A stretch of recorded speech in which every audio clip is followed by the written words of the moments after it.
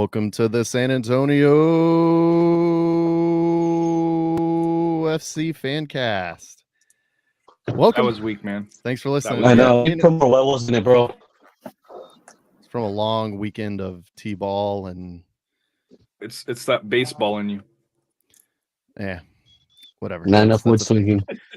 Anyway, a way to talk before I get to introduce everybody. Let's go around the diamond here. At first base, we have Rafa. Rafa, how are you? Good. Just finished the high school soccer season last night. Some crazy results. Yeah. So if you didn't get to check it out last night. It's 50-50 podcast, which discussed the final day. I know me and Harry will probably be doing like a wrap up pretty soon for the 2023 season. No SA champs, huh? No. Unfortunately, no. Sorry maybe when I come back, maybe. Uh-oh.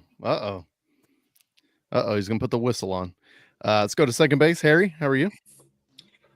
Doing well. Supporting the new supporters group, FTC de San Antonio. Matt, if you want to talk about your design a little bit here, and Crocketeers are coming out with some stuff, 210. I think I got their kit last week, and I'll be wearing that probably next show. The Food City one, awesome kit by them. But Matt, you want to talk about your FTC de San Antonio shirt here? Well, hold on. Let me introduce them. At third base, we have Matt. Oh, dude, moving Thank on. you, Harry, for jumping the gun. Matt, how are you? Please talk about your temple as well. I'm good, man. Tired. Cut the grass. But the logo is pretty much more off of Day of the Dead, so Dia de los Muertos. So it's pretty much like to show passion for the city and what used to be MCF. But yeah, don't cut your grass when it's windy. Them too. Yeah, you need to wear especially this time of year, you got to wear a mask when you mow the lawn, because that stuff goes I literally wore my thermal SAFC shirt and I had shorts, but my legs got sunburned, not my arms. Sounds like it did its job. Yeah, that'll happen. That will happen. All right. Let's get the show going, I guess. Let's get some energy. Here. We're kind of falling asleep here on a Sunday. I know I am, because I'm tired after being in the sun. Good Lord. Mute button, son. Mute button. Okay. Wow. Hey, we're awake now. I know. Or do the Mike Taylor. That's a drop. Yeah. Okay. All right. First topic. Let's talk about some awards here. Jordan Farr, your USL Championship Player of the Month. A big surprise. As he, I think it is a little bit of a surprise that they actually gave it to the goalkeeper. I don't think it is, because last year he was also the Player of the Month for the first or second month of the year as well. So, and which was the big question at the end of the year. You had a goalkeeper be the only Player of the Month for the season, and yet he wasn't part of the final four for goalkeeper of the year. So, or was it MVP? Did he win? Did he win MVP. goalkeeper of the year last year? It was for yes, MVP. He won right? goalkeeper of the year. That's right. He didn't win the Golden Gloves because the guy from Louisivlle had Correct. like 60 saves for the entire season. Correct, because Red Bulls 2 and Atlanta 2 were in the season last season. So, or in the league last season. Yeah, that was right. It was for MVP, and he wasn't even selected. And I don't think Mitch was selected either for nomination for MVP, which he's our MVP. So, damn, Coach Kano's already calling you out. His biggest woman running the soundboard. That's a drop. No, yeah, he's calling Matt out for that burp. There you go. Kano's part of Thunderdome as well, I see. Salute, Coach Kano.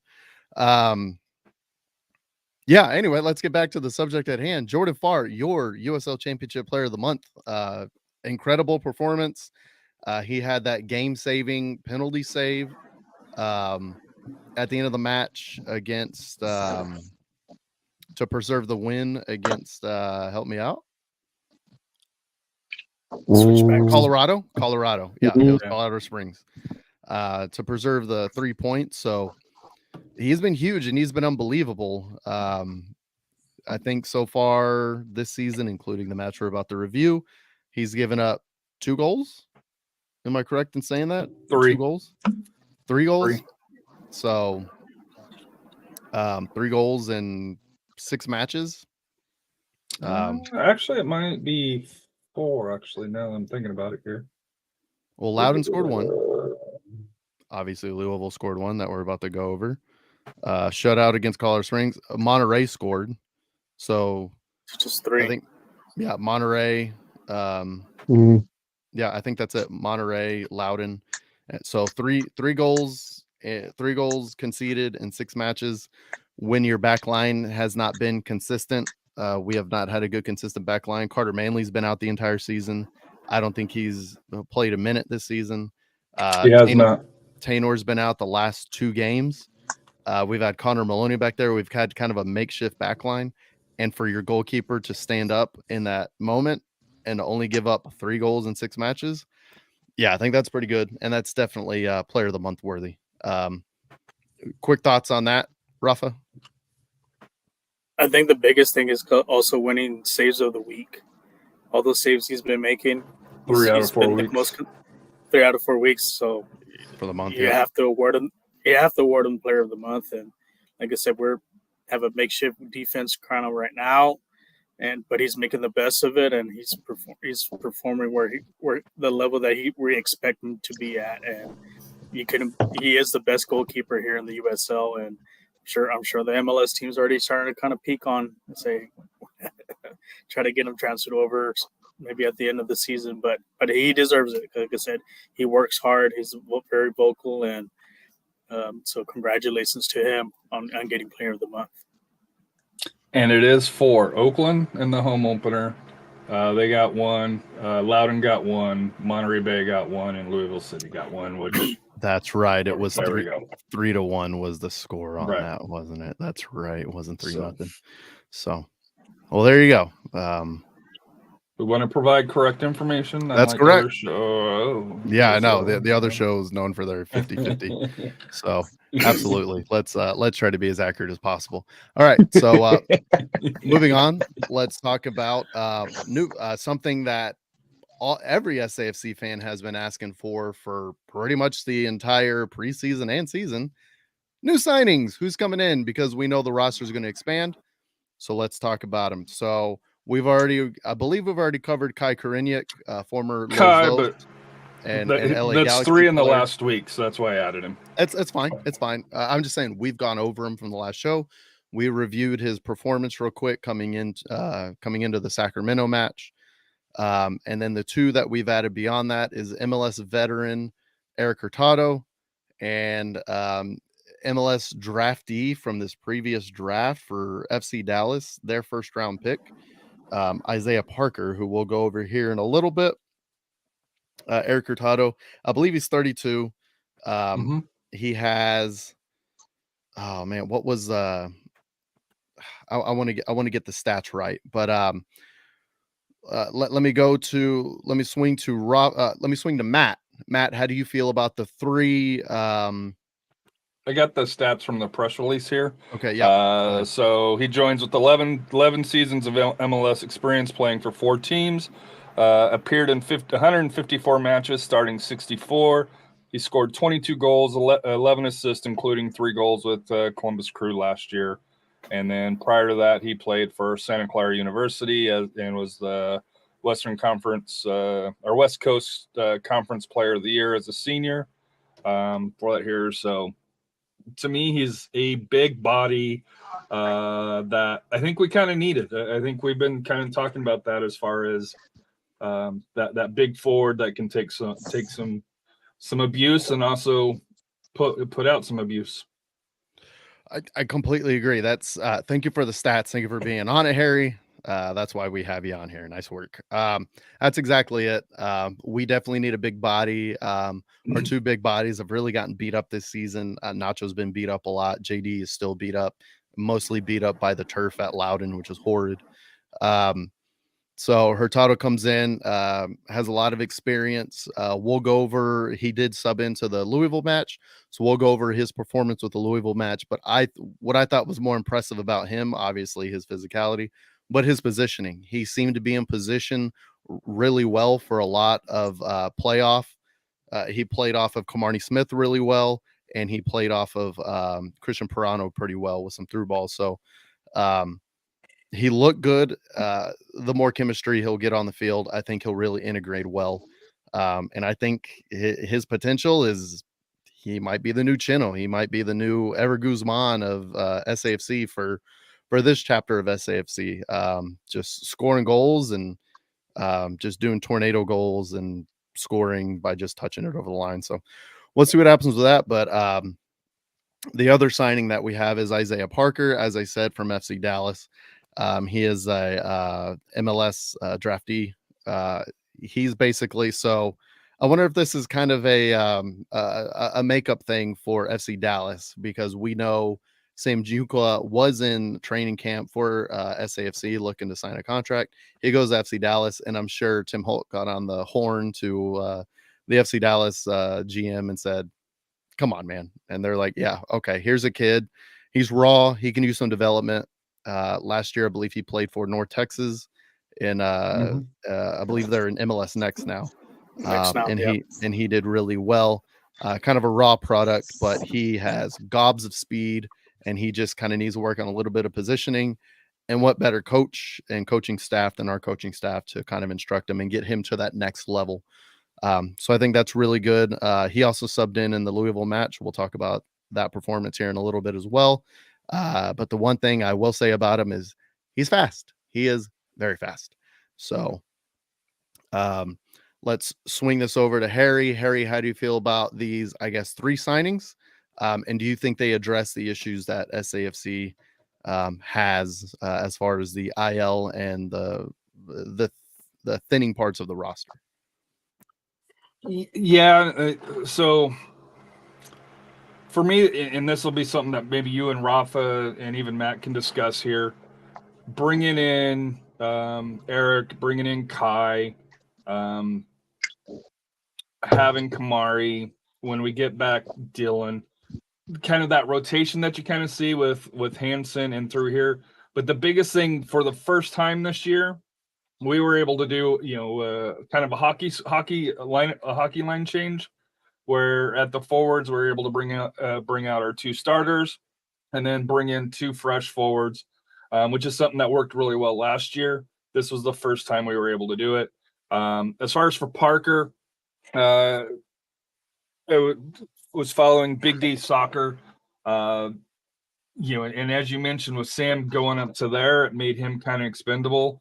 And he's kind of in that fringe territory where he's too good for MLS Next Pro, where he needs to be pushed, but he's not getting the minutes due to due to the placement on the roster with FC Dallas. So I think coming to San Antonio kind of keeps up that tradition where we bring in loan players from FC Dallas and San Antonio, and I'm excited to see what he can do. I like both of these.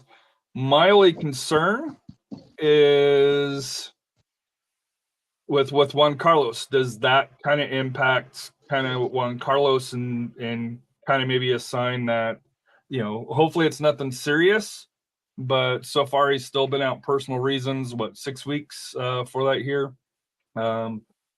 Is maybe there's something a little bit more serious going on than anybody knows about, and hopefully him and his family are good and nothing bad, but there's got to be something to that with to me, bringing in Parker, bringing in some of the signings that they brought in recently. Yeah, I completely agree. That's definitely something that I've brought up quite a bit, is I just hope everything's okay with Asokar's family and the Asokar family in general. We don't know exactly what's happening, but it's with the length of time that it's happening and kind of what was happening, kind of right before the season started. It's a little concerning. At the same time, we have seen him in training, so it does look like he's okay and he's with the team, and it looks like he's integrating well. It just looks like he has some other, like it says, personal things to take care of, which we hope he's okay. That's number one. This is soccer. This is, this is sports. Sports is always number two in your life to your family. So this is work. Work is this is how it's supposed to be. Work is number two. Your family's number one. So hopefully that's what the issue. Well, I say hopefully. That's most likely. That might be what the issue is, and he needs to take care of that before work. Rafa, how do you feel about the three signings, as well as do you think it addresses the roster issues that SAFC has had so far this season? Eventually it will, because you're adding depth for the later push. For us being a monster program of SAFC, you got to have monster mentality players, and these are players that you're going to integrate for the long hauls. And, like I said, we're with the injuries, we're struggling a little bit, having some rosters here, but I think eventually each player is going to do well. I know Eric Hurtado is kind of going to pretty much kind of like what JD does, be that physical forward. So now we have two of them, and you can probably see a combination of both of them on the field. Have two physical forwards, kind of wear down a defense and get some goals in for like Pirano or it's a Lorera. Having Isaiah Parker's speed is going to be key. Like I said, he's going to learn how to play, defense, especially from like Tanner, Garcia, Manley, even Maloney. So you're adding the right pieces, kind of what we had last year. It's the next person up. It's going to step up. And then, even though we're starting a little late here, but I think eventually once we get into the chunk of the season, July, August, these players are going to be contributing. That's going to help us out. Because like I said, we have a loss, it's a big deal. It's early on. It's still early season. This team hasn't built chemistry yet. But once it gets the chemistry going, like I said, the other teams of the league need to take notice on us. I would 100% agree. We're bringing in some top quality players for MLS, some top quality for USL Championship as well. And that's definitely we're going to be a problem for the league. We're already a problem for the league. We're going to be that much bigger of a problem of the league. Matt, how do you feel about the three signings and how they impact SAFC's roster issues we've had so far this season? I think it's letting the problem. I mean, of course, you have JD's injury. You have Nacho all banged up a little bit. You have Pirano a little banged up.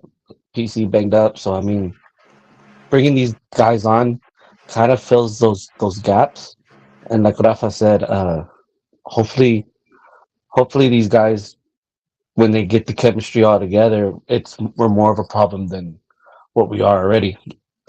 To me, it's good to be in a good situation that we are in now, where we kind of got our roster almost fully together, which I think we have 2 slots left. So I say it's pretty good that we got some hands in the forward area. That is a hell of a transition. Speaking of 2 slots left, Harry, do you want to bring up the San Antonio FC rumor mill that we're going to talk about? San Antonio FC rumor mill is exactly that. It's rumors. It's things we have heard by the by. It's nothing official. But we do have some interesting development news for a player that friend of the pod, John Morrissey at USL Tactics has brought up. And via an Instagram post, we have found out that rumored signing for San Antonio FC, who is with Belgian club, that one, KV, that one, I'm not even going to try to pronounce that. A Belgian top flight club midfielder. He has experience in Mexico as well as with MLS. Jorge Hernandez. We did see a post of him that he posted that he is in San Antonio in the baggage claim. If anybody is flown into San Antonio, which my family and we love flying out of the San Antonio airport because of how easy it is. We don't have to drive all the way to Austin. We don't have to deal with the TSA lines at Austin because the Austin airport is terrible. Sure, you may get a little cheaper, but the convenience price A lot just to fly cheaper to San Antonio. sometimes. Well, the convenience of just flying out of San Antonio, Yes. that it's worth the extra, $20-$30 that you would pay. But anyway, that's a whole. We'll talk about that later with the San Antonio airport, but that's definitely Jorge Hernandez in the baggage claim of the San Antonio airport. So it looks like he has arrived. Looks like whatever visa or contractual issues sorted themselves out, and it does look like he's here. Hopefully we hear. I'm going to wear my socks on Tuesday because that's the most likely time of a signing announcement, but I am going to wear my socks. I will wash them immediately, wear them Wednesday and Thursday as well. So we'll see what happens. But that seems pretty promising that he is definitely in town now after being rumored. We'll see. We'll see where he ends up playing. If he is with San Antonio, we're not going to go through that yet. Once the signing's announced, then we'll kind of go through that. But this is just an interesting thing to talk about. Is he's definitely in town, so we'll could see be where for that- vacation, could be for fiesta. Who doesn't want to come to San Antonio for fiesta? It could be for. But he does play a song that says "Come kick it with you," and you'll be my American boys. Blah, blah, blah. Yeah, exactly. So, what I will say though, he could also be coming to San Antonio because it is Selena's birthday today. So happy birthday, Selena in heaven. I'm sure everybody here. Maybe he's coming. He's coming for my birthday on Wednesday, so that'll be the good signing day for that. I didn't realize you were really good friends with Jorge Hernandez. Congratulations, Rafa. Okay, Yeah, someone's got to show him the chicken on the stick. So, wow. Okay, here's a big question. I'm gonna take this around. Rafa, jalapeno on your chicken on the stick or no jalapeno? No jalapeno. No jalapeno. Harry, jalapeno on your chicken on the stick? No jalapeno. I've never had chicken on a stick here in San Antonio. Oh, wow. What? This is a revelation of that's blasphemy. Is a crime. That's a crime. Matt, jalapeno on your chicken on a stick or no jalapeno? I'm with Harry. I've never had a chicken on a stick. No, I'm just kidding. I want the jalapeno and the bread. Okay. Yeah, I'm definitely a jalapeno. Squeeze it. Juice goes down. Delicious. Let's go. And I don't think I've been to a single fiesta event Harry, in my what are 20 years here in San Antonio. We're gonna have to change Seriously? that. We're gonna have to figure Seriously? out. We're gonna have to figure out some. Dude, I'm a married old guy with kids. So am Going I. down- So am I. My parents took me to Nyosa, and I was like 18. Oh dear Lord. Well, that's separate. that's that Necio. Sidetrack the show. Sorry. But there's some really good family oriented events. No, yeah. There's like King William Fair. That's really cool to go to. They're doing it again. We took Rex and he was a baby to that one. That one was fine. Oyster Bake, it's a big concert. You do whatever you do. The one I've thought about going to is the was it Taste of Northside? Bringing my wife for that. Or Taste of New Orleans is really good as well. So there's a lot of events. It's all great. We got to figure out which one we want to go to. Do the Taste of Northside. I used to do it with one of the marketing teams. Okay. That used to do it all the time. It's very worth it. They have a lot of delicious food. Hopefully, maybe we'll try to do that. Hopefully, Phoenix Rising gets distracted with Fiesta. They go out Friday night for the game. I think they're gonna get distracted looking at the rings that we're gonna get, but we'll get to that later. Harry, do we have those interludes ready? What interludes? Okay, then never mind. Let's not do that. Let's go right into our next segment, which is going to be last Saturday's match. 24 hours. See, this is why I'm too busy getting accurate stats. And I'm getting called out by Coach Cano. Just it's embarrassing. Okay, so let's transition and let's start talking about the match on Saturday. Let's talk about you're good. That's the first thing we need to talk about is the IL, because that seems to be something that is kind of sustained. Before the match started, we did get the injured list. What's up, Pup? And the injured list, it did have Manley, who's still out. He's been out for the season so far. Hopefully he'll come back soon. We did see him in training with the non-contact jerseys, so it looks like he is getting a little bit better with his injury, and hopefully he'll be back soon. Taintor was out, also that dreaded lower body injury. Dylan's still out. We know why he's out. He got bitten by the turf monster in Loudon, and Azokar, as we've discussed, was out with personal issues. So let's go into the starting lineup. At far at keeper again, Garcia in the middle of the back three with Batista to his left, Maloney again to his right. It's the second match we've seen that. And then in wide of them, we had Bailey, Zico starting on the left. We had Shane and Gomez starting on the right. That's a little bit of a twist. The last game we had PC start as a left back, or the left wing back, and Bailey on the right. So that's interesting. In the middle, we had PC and Jacori. In front of them, we had Pirano, and then in front of Pirano, we had Bailona and Hansen working off each other. Nico coming off the IL from the last match, so that was good to see. And then kind of the biggest thing that we did see, the biggest bit of progress, we had 6 reserves. Yeah, exactly. We had 7 reserves, all professional. Mercado, Loera, Koriniak, Smith, Hurtado, Parker, and Abu, all of the subs, which is, I think that was great to see, and I think that's showing the progress that we're going to have. This starting lineup and the formation, I'm going to kick it out to Rafa. Rafa, how do you feel about the formation? And do you have any thoughts on the lineup? I mean, it was a typical one that we normally do, like that 3-5-2. You know, get the ball up the field to our forwards, bring it down, take shots, not worried about possession, and then play good defense when everybody comes back. So it's basically the same formation we played against Louisivlle in the final back in November. Yeah, that's basically it. Just I think the biggest piece that we're missing is obviously Taintor. That back line is still kind of suffering. So we'll see. We'll see what happens with that. Harry, how do you feel about the 18? And how do you feel about the starting lineup we had for this match? I liked it. To me, like I said here, I still wonder kind of having PC kind of playing more forward. You know, kind of how they had it here. If I kind of would like to see Pirano and Larrera, you know, because I think that it helps the attack a little bit more, exposes the defense a little bit more. So maybe that's why at this point, because we don't have our back line in place. But and I know we'll talk about this in the game.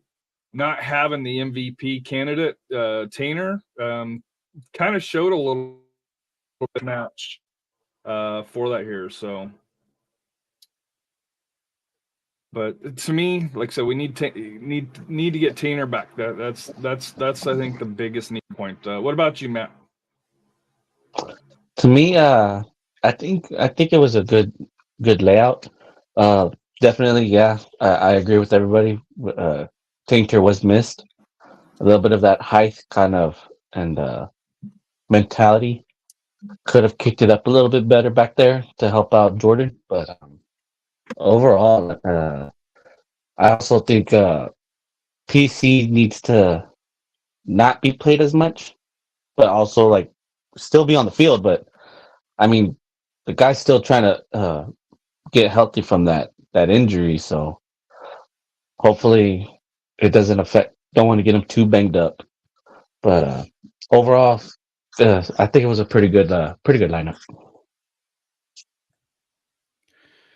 Yeah, I definitely think kind of the build off that. I think we definitely missed Taintor in this match, and we definitely I think PC is kind of starting more for out of necessity, but I think with the full squad, I don't think he's starting right now. We saw even in the Sacramento match, he had a couple shots from distance that really looked to tax his foot.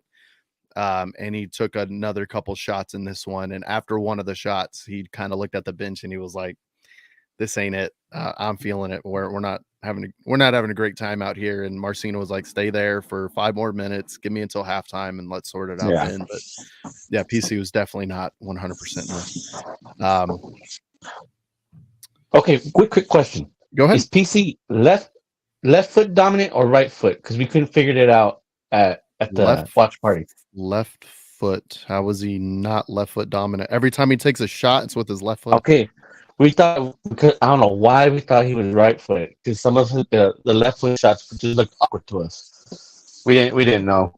No, he's definitely left foot. And this is kind of how you can tell. Has he ever taken a corner kick from the right corner? No. This is true. Fabian either takes it, Or Abu. or well, Or boo. Abu will take it from the left. Abu will take it from the left. Well, Abu's kind of both. He'll do both feet, but typically from the right. When Abu's not on the field, Fabian takes the set pieces with the right foot, or he'll do the corner kick from the right foot. PC will take it from the left corner flag all the time. So PC's definitely left-footed. He's just and going along kind of with your question, whether if PC's left-footed or not. It's very obvious.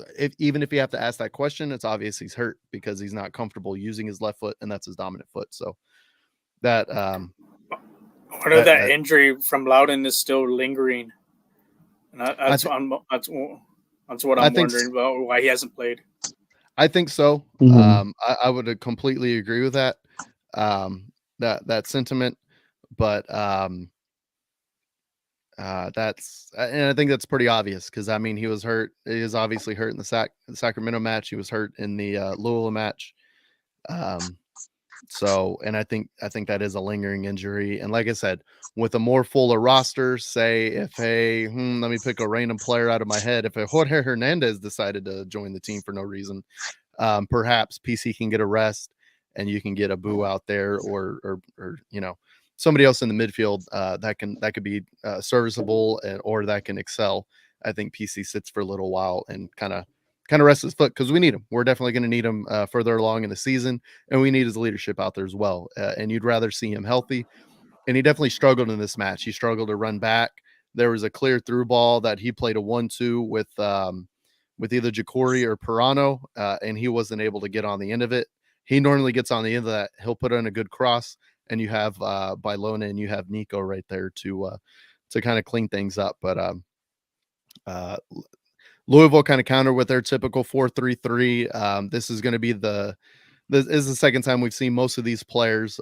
This will be the last time we see Josh Winder in the league, which was cool to see. Obviously, USMNT call up Josh Winder, which is really cool to go head-to-head against that. Let's not undersell that. That is a huge thing in this league. That's a huge story. And obviously he's going to be transferred to rumor has it Benfica. Obviously other clubs can come in and kind of steal players from under them.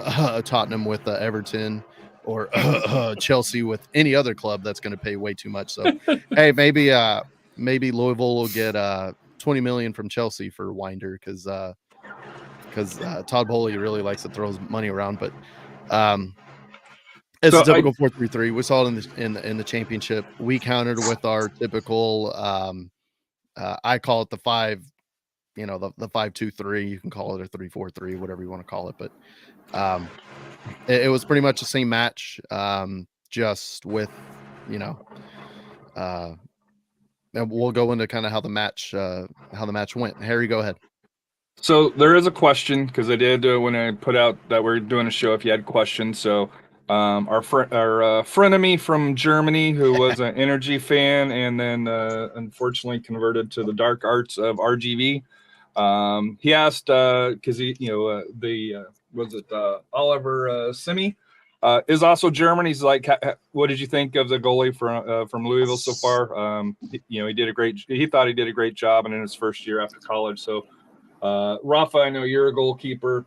I know he had some hell of a saves against, SAFC, but kind of your thoughts on the Louisivlle young goalkeeper that our friend from Germany, obviously, loves that his countryman is performing well for Louisville City.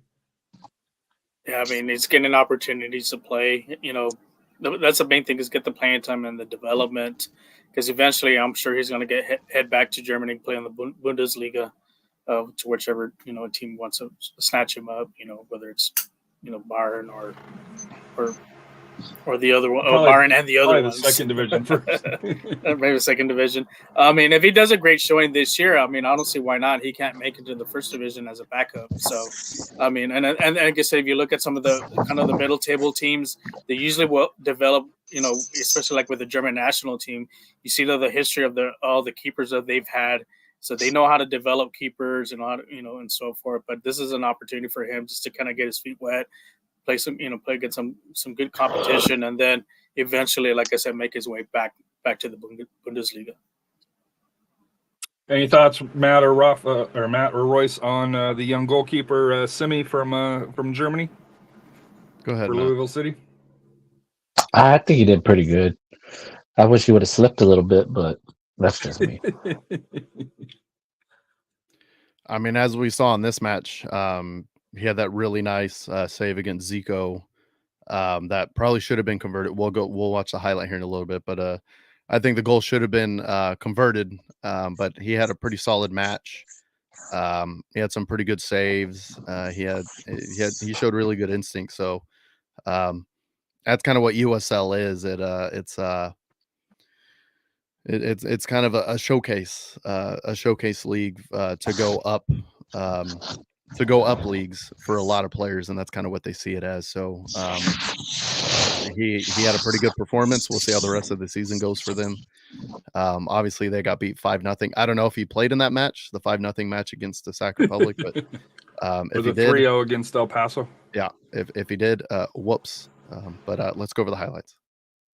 And of course, these are courtesy YouTube USL Championship for that here. So here we go. Louis City, as they always are, in their purples. Referee blows his whistle, and the rematch commences from Louis City. The final revisited. Here's some possession for the visitors here. San Antonio trying to work their way down this far side. Nice challenge. Josh Wider's got a big beacon change coming up for him in his career. Yellow card early on Perona. Yeah, a super early yellow on Christian. Pause real quick. Super early yellow on Christian. Was it worthy of a yellow?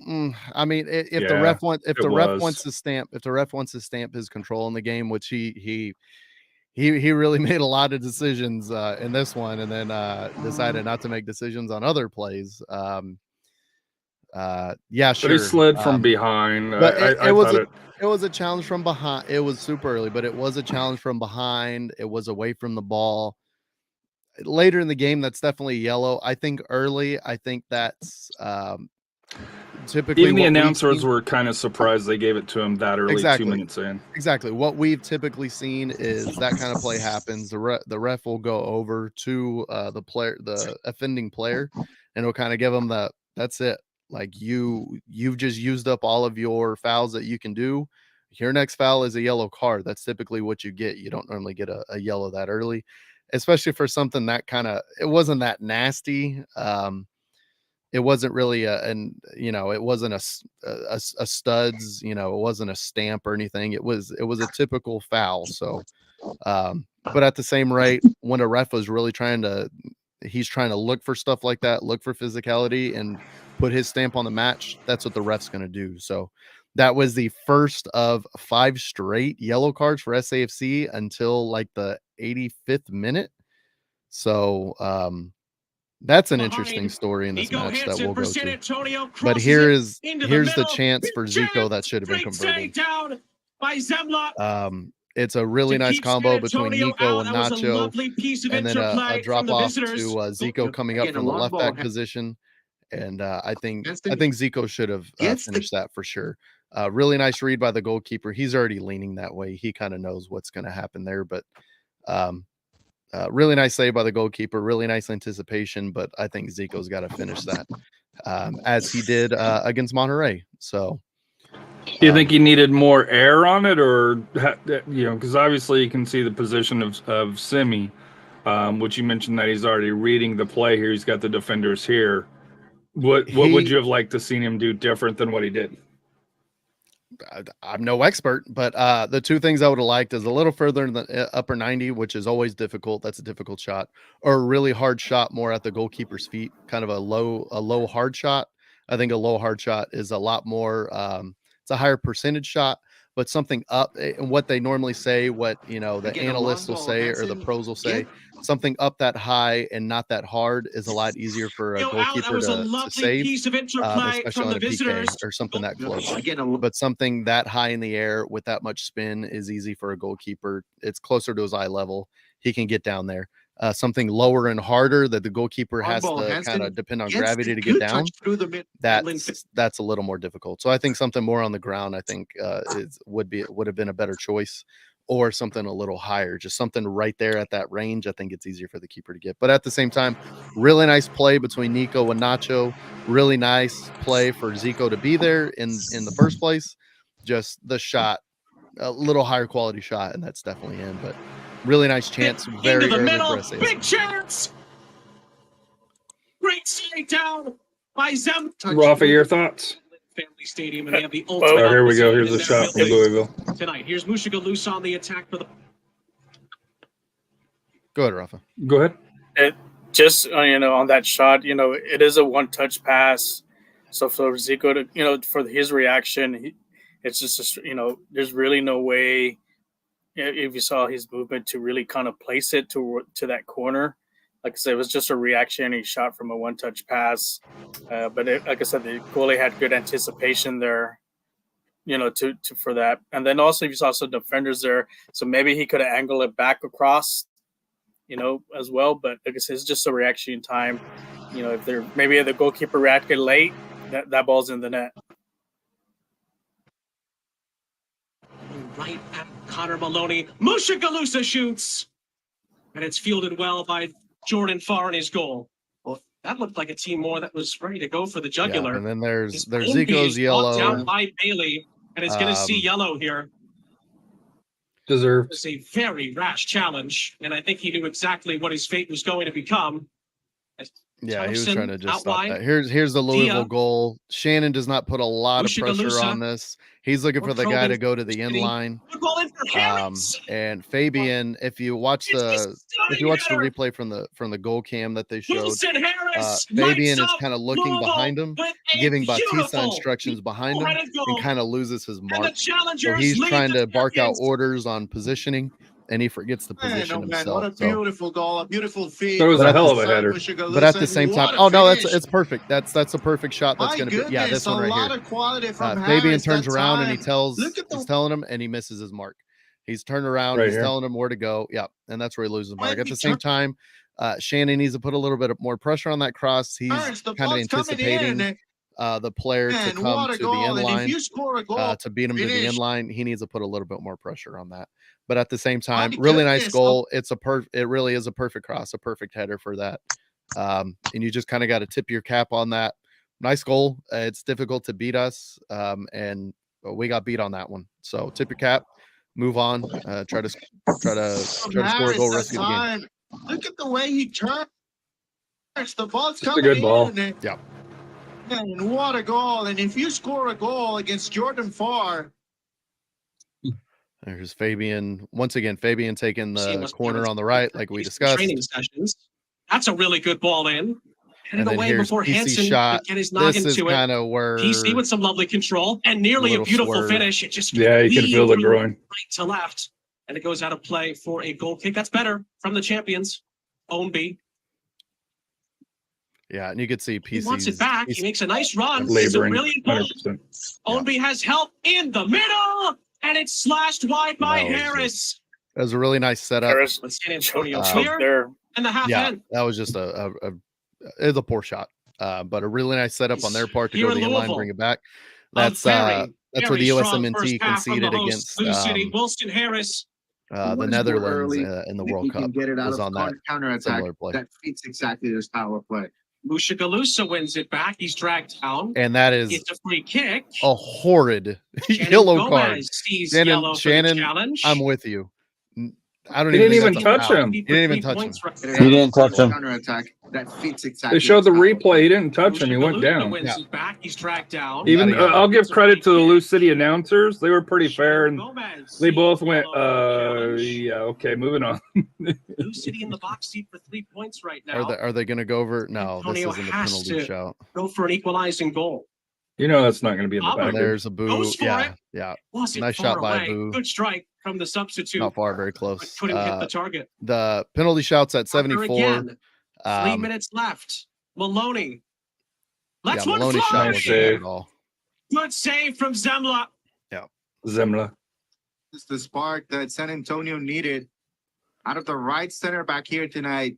If that So ball close. hits maybe two Is there a late yards twist here? further, it's in. San Antonio. Yeah. Abu's ball in. Hurtado. And that is what I'm looking Wide. for, and that's the threat that I think Hurtado will Is provide there a late for the twist rest here of the season. for San It's Antonio? this. Look at that run he makes. Abu's ball He in. loses his mark. A really clever touch there on a service that's really Hurtado. short, and a Wide. flick that is just very close to Tough going angle. in on that near side. So that's kind of what we're looking for. This is the end of the match. that's What the happened final act. in the beginning of the 75th minute at 74, I believe 74-10. There's a through Kamarni Smith and Christian Pirano have a nice 1-2. There were kind of 3 penalty shouts. There's one that was a clear one that I don't. It's even more egregious than last week's Ja'Cory Hayes and Nacho Bailoni's elbow that he took to the back. Even more clear than those 2 chances from the last game was this game. Kamarni gives it to Pirano. Pirano has a 1-2, nice through ball to Kamarni. And I think it's one of the Winder brothers, has a tackle. He goes through the back of Kamarni Smith to get to the ball and clears the ball. You can't go through a player to get to the ball just because you won the ball. You still went through the player. That's a foul. That's a foul all day. And once again, a lack of a call there. And we go back to the thing, the ref didn't want to give, to make that call and decide the game. We decided the game to not give that call because you basically allowed the other team to get away with breaking the rules. So it's before this. It's at 74-10. So go back like 30 seconds. Yeah. Can't buy 4 penalties. And here we go. Here it is. So here's Kamarni back to Pirano. There we go. And then Pirano through ball Essentially for right there. Back Goes for Smith, through- who goes goes through down. Kamarni. Freezes right there, perfect for you. Clear penalty. And it just Clear rolls into penalty. the hands of the And goalkeeper.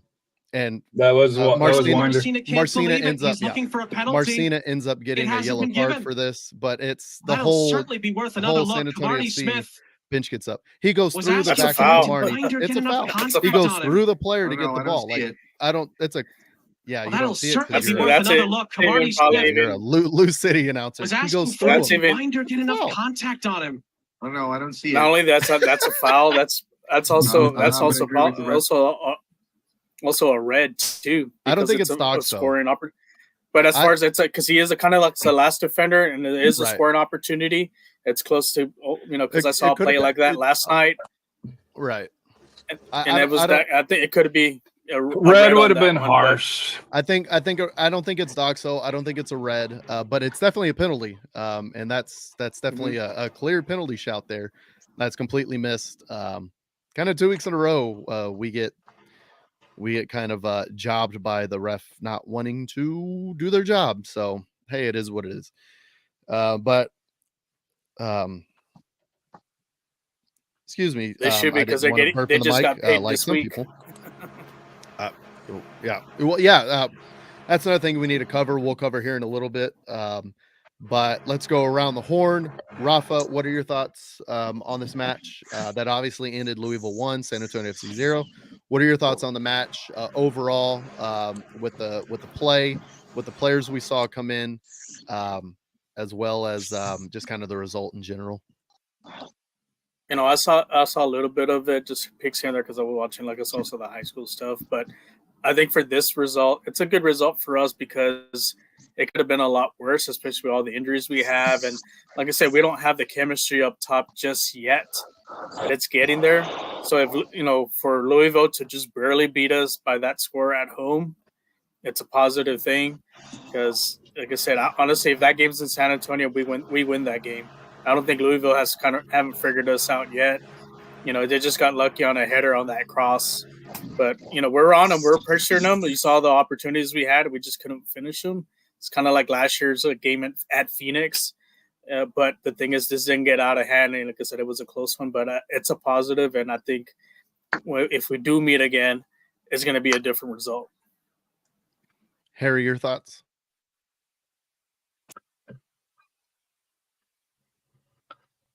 It's a match where... No, I was sighing because trying to get my thoughts on it. It's one of those matches where nobody's upset on the result, and I don't know if that's good or bad. I think for Coach Marcina, there's some things that they're going to work on, but there are a lot of positives that, as a San Antonio fan, that you took away from this match from there. And let's be honest, playing Sacramento, Louisville, and Phoenix, that's a hell of a 3-game stretch. For especially playing Louisville on the road, never easy. I think if San Antonio got the first goal, if Zico converts that, it's a different game. And we'll go into it on the stats here.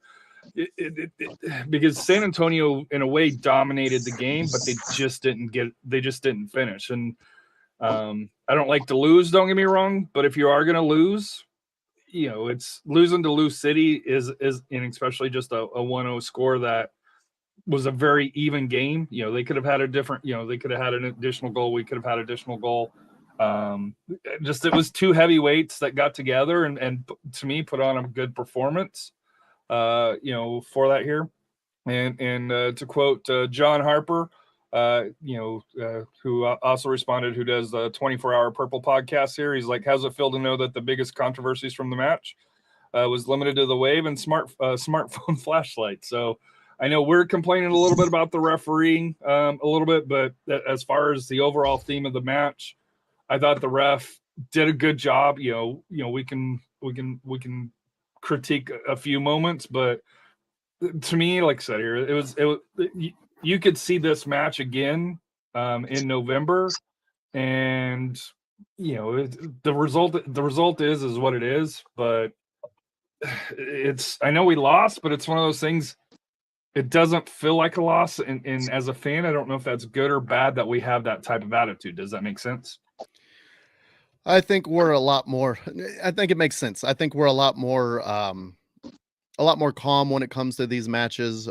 We know kind of early in the season. I'm kind of surprised Harry's okay with this loss, but especially early in the season. But we know early in the season this isn't where things really happen for SAFC. We know kind of middle of the season is kind of when we really start to put our chemistry together, and then late in the season is really when we make our run. Especially in the Marcina era, that's really been the hallmark of the Marcina era. 2020, we can go and skip that one. That was a weird year with the bubble groups and then going on. It was just a weird year.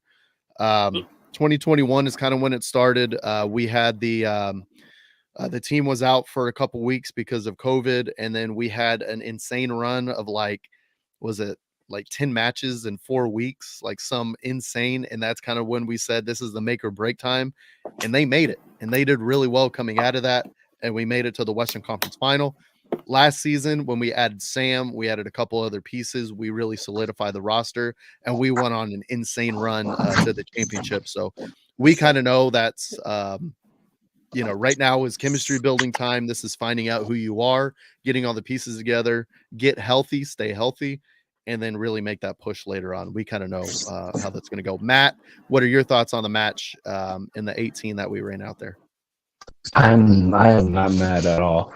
I'd rather lose now and be humbled than lose to someone else. That's like I told some of the guys last night at second pitch. I'm like, bro, I'm not mad one bit. I'd rather lose a 1-0 game to Louisivlle, and not trying to discredit how good they are, but I'd rather lose to Louisivlle 1-0 and be humbled. That way, hey, that puts the mentality in everybody like, hey, all right, we finally messed up. Now let's get back together and let's build this chemistry back. And also So- kind of going on that. Let me hit three real quick points. Number one is that we're kind of missing half of one captain with PC. We're missing another captain altogether with Taintor. And we had Maloney on the field as a Sarge, salute Sarge. But other than that, we're kind of missing 2 out of 3 captains for this match, and we still kind of looked really nice. And obviously that chemistry is going to form, especially with Hurtado making his debut, with Parker making his debut. With those players making their debut, they're going to build more chemistry. It looked like Camarney and Hurtado were really playing well off of each other. We saw that through ball from Pirano to Camarney. It really looks like a lot of players are really getting dialed in, and the more play time they get together on the field, I think obviously the more chemistry they're going to build, the better that we're going to be at the end. Another one of the points I wanted to make, and we're talking about the ref, and I don't like harping on the official too much, but what we did see in this match was 5 straight yellow cards for SAFC. It was a pretty even match, but we did have Pirano right there in the 3rd minute getting a yellow. We had Bailey in the 20th minute, Shannon Gomez on that ghost yellow in the 58th minute, and then Lamar Batista got his in the 71st minute. And he argued that one. Man, that was another one where it looked like he was 2 feet away from the guy, and the guy went down, and he got a yellow for that. He fell down. He fell back. Yeah. Correct. So, and then Marcina immediately after that, pretty clear penalty, got a yellow for the entire bench getting up, going to the 4th official and like, do you want to do your job? Do we need to complain for you? Like, what is happening here? So 5 straight for SAFC, and then Cameron Lancaster completely took out Maloney 2 or 3 steps after he kicked him, shoved him out of bounds. That was their first yellow, pretty clear yellow. And then they got 2 in the 90th minute and at the end for pretty professional fouls, stopping San Antonio attacks when they're trying to tie the game at the end of the match. So I don't know about even with the officiating. He didn't let the game get out of control like our last match, but at the same time, failed to make a decision when a decision was warranted. So, but once again, you can't leave those kind of things in the officials' hands. You kind of have to take the game, and as a player and as a team, you need to overcome that. It's sometimes those nights happen. You've got to be a little bit better. We created a good portion of chances. We just couldn't put the ball in the net. We have not scored for 2 straight matches. Somebody definitely did bring that up. And if it concerns us that San Antonio hasn't scored for 2 straight matches, no, because we just went through Sacramento, who has the best defense in the league right now. They've only given up 1 goal in 6 matches. Pretty good stat. And then in this match, Louisiville, we had a lot of chances. Ball just didn't go in. That's kind of how soccer happens. Harry, so looking at the stats here, and I'm going to kind of circle back to that here. So possession-wise, on the shots to them only having 4, each team 2 on target. We had 9 off target, obviously. Shots 5 and 6, from inside the box and outside the box. But the thing that stood out to me, we actually had more passes to them. When was the last match that you saw that San Antonio had more passes? We had 3 games of passes in this match, 308, and still at 62%. But to me, I think that just goes to show how our defense, even though we're still missing a key component in Tainer, really limited Louisiville City. But kind of your thoughts on Louisiville City letting us have the ball and kind of making us play with it. And the reason why I ask, and kind of leading into Phoenix. Phoenix, was it Juan Guerrera came from Oakland? It's going to be a very similar type of match where it's going to be that physical, defensive. Phoenix has shown a little bit more on the attacking style. They're starting to improve a little bit, but kind of transitioning to Phoenix, San Antonio. Kind of your thoughts on on the upcoming match here.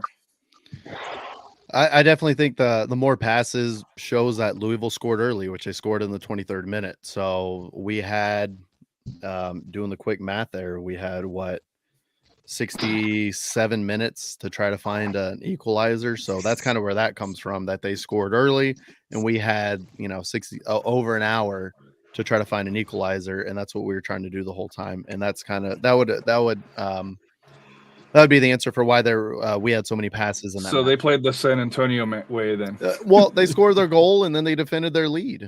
They have a really good defense. They kept their basically their back seven back, and their front three kind of went and explored and tried to make things happen.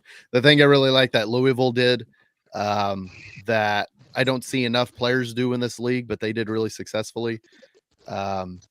And they only got called out by the ref one time for it, was on a throw in. They would go and then they take like 2 or 3 skips and then stop like they're going to throw. And then they go back and then they do 2 or 3 more skips. So they would consistently get 15 to 20 yards extra for their throws. And then we tried to do the same thing and the ref started calling us back. But that was a good gamesmanship on their part. Bad on the ref for obviously not paying attention, and the linesman. But that I saw a lot of that happening where they would skip, stop, skip again, stop, run again, and then throw it. So kudos to them for taking advantage of that. But let's look forward to the match on Saturday, April 22nd. It's going to be Champions Night against Phoenix Rising. I'm super excited about this. I think the whole city should be excited about this. We're going to celebrate the championship again.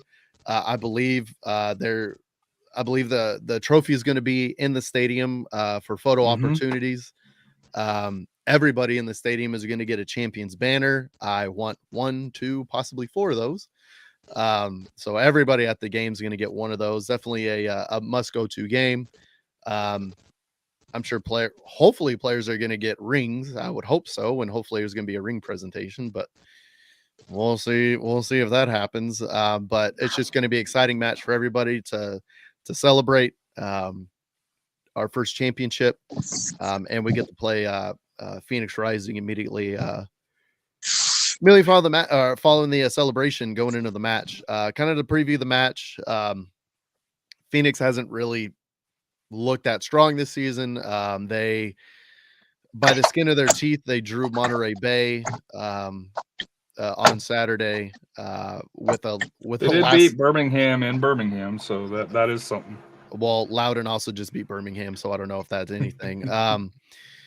But Louisville, by the skin of their teeth, Phoenix, by the skin of their teeth, drew Birmingham with what's most likely going to be the save of the week, possibly the save of the month. I don't know if y'all have seen that save, but yeah, from the Phoenix goalkeeper, pretty ridiculous. So they're definitely not your father's Phoenix Rising, but not your father's review. Not your Luke Rooney Food City jerseys, Phoenix Rising, but shout or out your Solo Asante rolling on Toyota Field.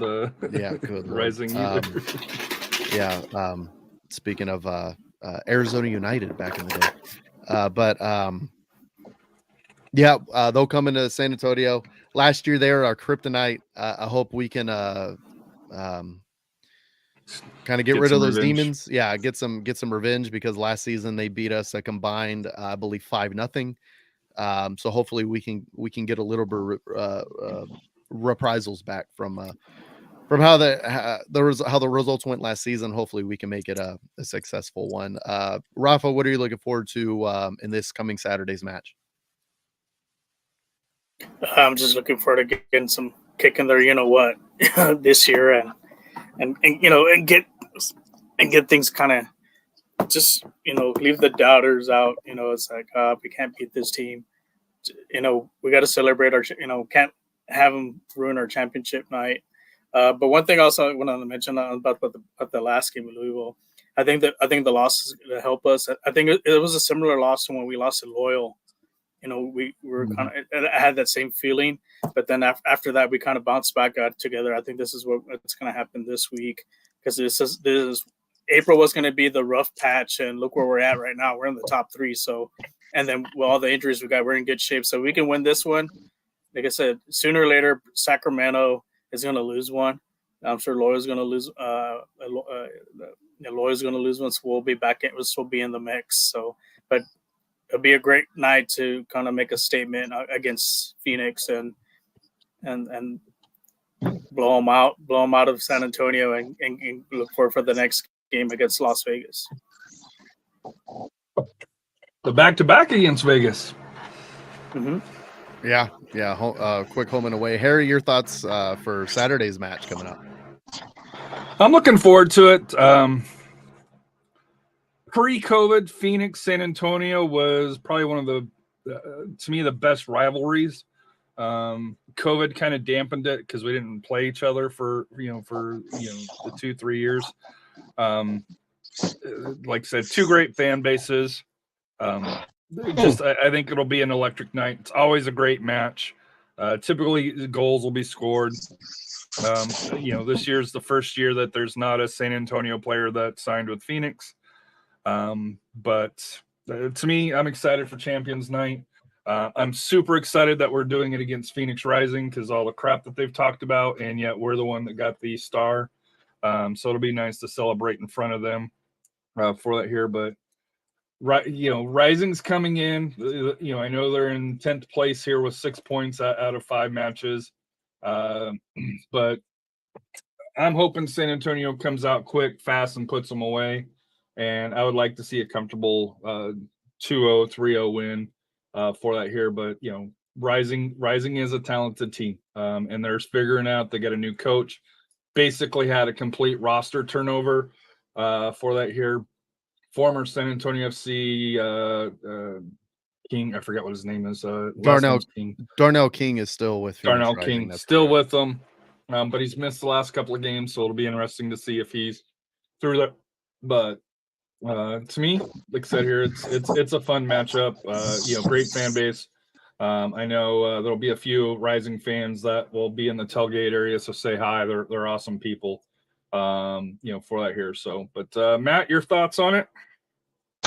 Here's the question before I put my thoughts into that game. What was with Vega? What do you mean with Vega? Like he's in training? Is that your question? Was he just in training with us? He's in training. Yeah, a contract has Gotcha. not been announced, but he has been. It was just training. a thought for Phoenix. But anyways, going into the match, I mean, guys, Fiesta's here. Fiesta's here. This is a one of two, maybe, two Fiesta matches. I would like to see everybody out there at the tailgate party. I would like to see everybody having fun in the bunker with us. It's not as much fun as last week, though. Well, oh my god, dude! I do not trust Stuart Jello shots. That's those got me. I'll admit. Was jamming out. Those Stuart got me last week. He knocked me off my drum last week. But yeah, like I just want everybody to come, enjoy the festivities. Hey, like I said, Fiesta's here. Let's get these 2 dubs, and especially let's get our name back against Phoenix. Yeah, and Funes Mori just shown red for Monterrey against Santos Laguna. You hate to see it. So yeah, absolutely. I'm looking forward to this match. I've been looking forward to this match since the schedule came out. And mainly because I would like a nice big helping of revenge against Phoenix, and I would like to completely play them off the pitch, but we'll see what happens. Obviously, the big things that we've seen, and a big thing to look forward to, and a big conclusion from the match against Louisiville is we've made some really nice additions. We are getting healthier. And the more this team plays on the field together, the more we have to look forward to, the better the results are going to be. So it's a loss, but at the same time, we're building to something a lot bigger than just to worry about a 1-0 loss against one of the top teams in the league in April. So long season to go. We still have a long ways to go, a lot of chemistry to build, and this team's going to be stronger later in the season for it. And as far as the Phoenix match, I'm looking forward to it. I mean, what am I going to tell you? We get to celebrate one more time for the victory from last November, and we get to show our appreciation for the team for what they did, and we once again, one of the big differences between this season, last season, compared to the previous seasons for SAFC, there are a lot of returning players that we really get to show our appreciation for last season. And that's something definitely to be thankful for. And yeah, it's definitely Fiesta. I'm looking forward to Fiesta, all the events and stuff. We're talking about going to one of the events because somebody hasn't been to an event. So we definitely need to change that. Now let's transition real quick. The one thing that I missed once again, let's go around the horn. Rafa, who is your mentality monster of the match for Saturday's match against Louisiville? I would give it to. That's a tough one. I got one if you want to think about it. Sure, I'll go ahead. So I'm going to do it. It's a little bit different. But Caroline Stefko tweeted on social media, Twitter, that her and it looks like a group of family or friends and family made the trip to Louisville City. It was her first, she mentioned here that it was her first away match to support the boys. So to me, she is my mentality monster of the match to be able to make the trip to Louisville, which is not a close trip.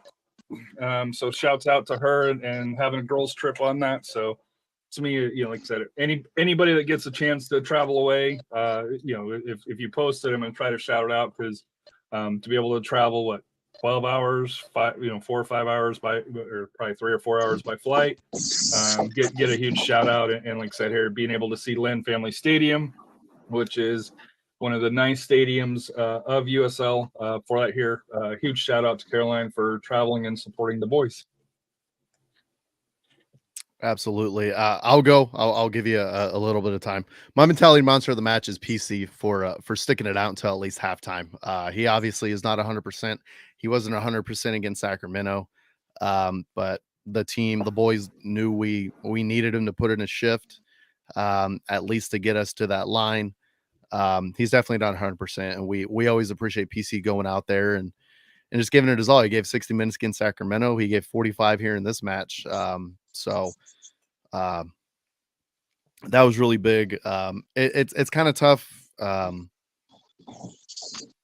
Maloney's back there completely out of position, so it's kind of difficult not to give it to him. Jordan Farr had another really nice match. But at the same time, it's got to be PC because we know he's not 100%. So we just appreciate him going through that. Matt, who's your mentality monster of the match for the match on Saturday? Mine's going to be a little bit left field today. Mine's actually Lorea. I think when they put him on, I feel a difference in the team.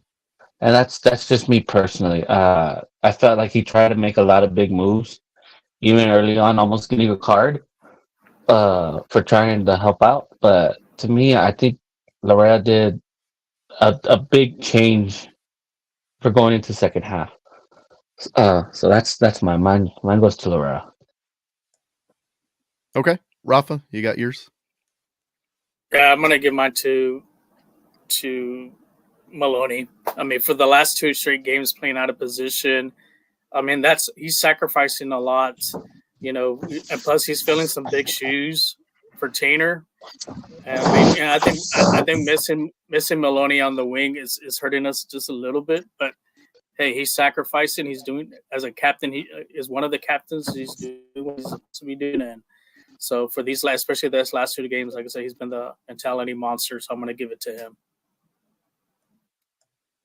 Absolutely. To have a 5'6", 5'5" center back, pretty crazy, and to have one who's basically they've given up 1 goal in 180 minutes. Pretty damn good to by the way, to 2 of the top teams in the league. Pretty insane. And it just shows the work rate, shows the dedication of Maloney. I completely agree with that. But I definitely think all of those are worthy of the mentality sponsor of the match. I believe that's all we have. Anybody else? Anybody have anything else? Just final thoughts. Yep, just final thoughts. So, Rafa, what's your final thought? Final thought, like I said, just make sure everyone heads out to Saturday. It's a big game. We want to intimidate Phoenix Rising, not send them back to Phoenix with a loss, and just looking forward to the atmosphere. And also, like I said, yesterday was the final day of the high school soccer season for 2023. So congratulations to all the teams, especially our San Antonio teams that made it to Georgetown. I know we came up short on the trophy case, but I'm sure we'll pick up some ones for 2024. And also thank you also to Coach Cano having me on for the game wrap ups this past week, and Steve too, for giving us the stats. And then I know me and Harry will probably be working on something on doing like an end of the year show for the high school season.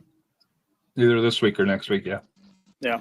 Absolutely. And speaking of, is that going to be too bright? Get your tickets now because it's looking thin out there on Ticketmaster. It doesn't look like a lot of tickets left. So get out there now if you plan to go. Harry, what's your final thought? So with it being Fiesta,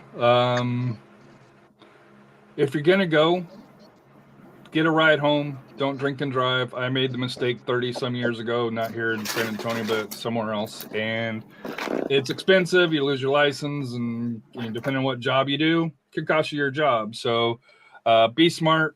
I've been here for 20 years. It's part of the reason why it's probably the main reason why I don't go down is just with the alcohol and getting home safely along those lines. SAPD, Bexar County are going to be out in full force looking. So, just be smart. If you drink too much, Uber, call a friend, taxi, just don't drink and drive. It's not worth it. Best case scenario, you get a ticket. Worst case scenario, you actually get into an accident and kill somebody. So it's not worth it. Don't take the risk. 100%. I think the worst thing that can happen is you can lose your life, or you can take somebody else's life in that. So yeah, definitely don't do that. And Uber's super easy to get. Taxi's super easy to get. There's no excuse for that at all. Matt, what's your final It's gonna thought? be expensive. No, I'm just kidding. It's Getting a a lot DUI is expensive. expensive. Yeah, a lot cheaper than what it could be. Matt, what's your final thought? That's why I said my phone a final friend thought. too, buddy. True. Or hey, get a hotel downtown. Because that's not expensive. Go ahead. My final thought, yeah, just pack the bunker always. That's always you're gonna hear me say that. I want that bunker packed. Just go look at each supporter group, guys. Check them all out. We're all here for a reason. Same cause, same goal. We're just trying to make what we used to have, and I can't tell you how much. And then I know Rafa could speak on it, Harry could speak on it, and Royce. We need to get that how we used to be. It doesn't feel how, I don't know how to put it without going over toes, but we need to be crazy again. That's not over crazy, but we need to show how San Antonio is with our support groups. And go Mexico on Wednesday. I'll go ahead and print out some red hats for you, Matt, that say make the bunker crazy again. So we'll get those printed out. We'll get those right out of the way. That won't be Matt got removed, dude. You can't. No, unacceptable. Throwing a cheap shot like that. Goodbye. My final thought is pretty much going to be reflecting Harry's sentiments. Call an Uber. Call a friend. If you know you're inebriated, don't take the risk. Once again, your life can be in, you could put your own life in danger. You could put somebody else's life in danger. It's not worth it. You're having a good time. Keep the good times going. Get an Uber, get a friend to give you a ride. You'll be fine. Your car will be fine. Just be safe and be smart partying out there. It's Fiesta. It's 2 weeks of partying. Let's enjoy it, and let's not put a damper on it by doing anything silly like that. That's completely unnecessary. So we'll see you all out there against Phoenix on Saturday night. Really looking forward to it. Really looking forward to the championship celebration. What's life without goals? Good night. Thanks for listening.